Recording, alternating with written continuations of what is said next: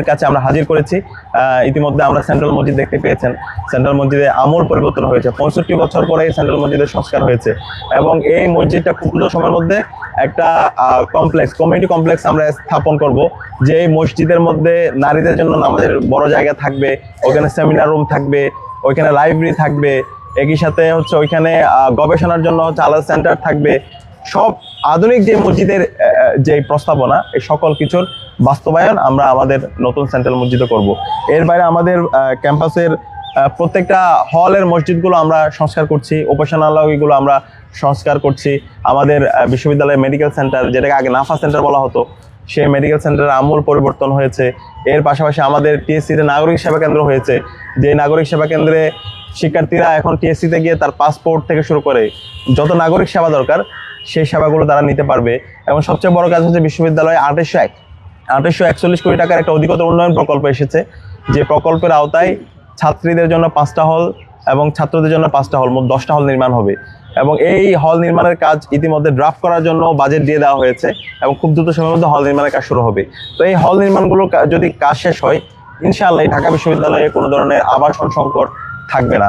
একই সাথে আমরা বিশ্ববিদ্যালয় প্রশাসনের সাথে গতকালকেও আলাপ করেছি। আমরা বলেছি বিশ্ববিদ্যালয়ের যে সিট, এটা যেন অনলাইনে শিফট করা হয়, সবকিছু যেন অনলাইনে স্টুডেন্টরা দেখতে পায়।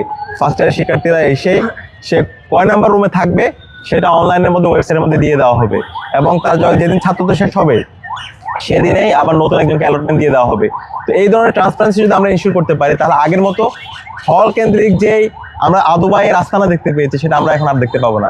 আগে দেখা গেছে আপনার হচ্ছে অনার্স মাস্টার শেষ হওয়ার পরে চাকরি না পাওয়ার আগ পর্যন্ত হলে থেকে যেত, অথবা কেউ পলিটিক্স করে, সেই পলিটিক্স হচ্ছে শেষ পর্যন্ত সেই 7 বছর 8 বছর ধরে সে ক্যাম্পাসের মধ্যে, হলের মধ্যে থেকে যেত।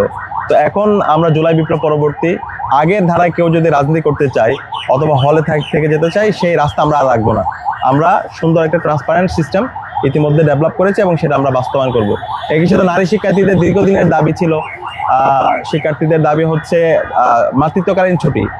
এই মাতৃত্বকালীন ছুটি ইতিমধ্যে সিন্ডিকেট অ্যাপ্রুভ হয়েছে এবং খুব দ্রুত সময়ের মধ্যে এটা বাস্তবায়ন আপনারা দেখতে পাবেন। একই সাথে সন্ধ্যাকালীন বাস, যেটা শিক্ষার্থীদের দীর্ঘদিনের দাবি, সেটা আমরা চালু করেছি এবং শনিবারের বাস সার্ভিসটা খুব দ্রুত সময়ের মধ্যে চালু হবে এবং নারীদের জন্য আলাদা আমরা বাস নিয়ে আসতেছি, যেন যেই হলগুলো আমাদের ক্যাম্পাসের বাইরে আছে শিক্ষার্থীরা যেন স্বাভাবিকভাবে তারা আসতে পারে এবং সঠিক সময়ে তারা বাসগুলো পায়। এইভাবে অসংখ্য আমরা উদ্যোগ হাতে নিয়েছি এবং সবচেয়ে বড় কথা হচ্ছে আমরা শিক্ষার্থীদের কাছে নিয়মিত জবাবদিহি করছি। আমরা রেগুলার প্রত্যেকটা হলে যাচ্ছি, তাদের মতামত নিচ্ছি, যে সমস্ত জায়গায় গ্যাপ হচ্ছে সেই গ্যাপগুলো আমরা ফিল আপ করার চেষ্টা করছি। একটা জবাবদিহিতামূলক আমরা ছাত্র সংসদ আমরা ইতিমধ্যে আমরা নিশ্চিত করার চেষ্টা করেছি। তো বর্তমান সরকারে যারা এসেছেন, আমাদের প্রত্যাশা থাকবে তারাও সবসময় এরকম জবাবদিহিতা করবে।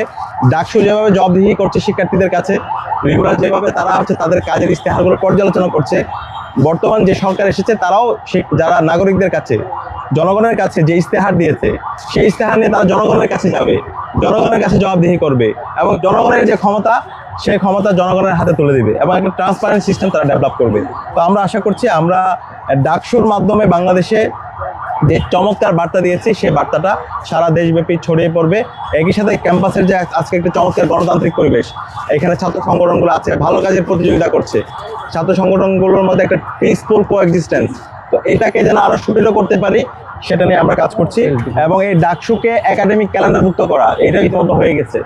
ডাকসু ঢাকা বিশ্ববিদ্যালয়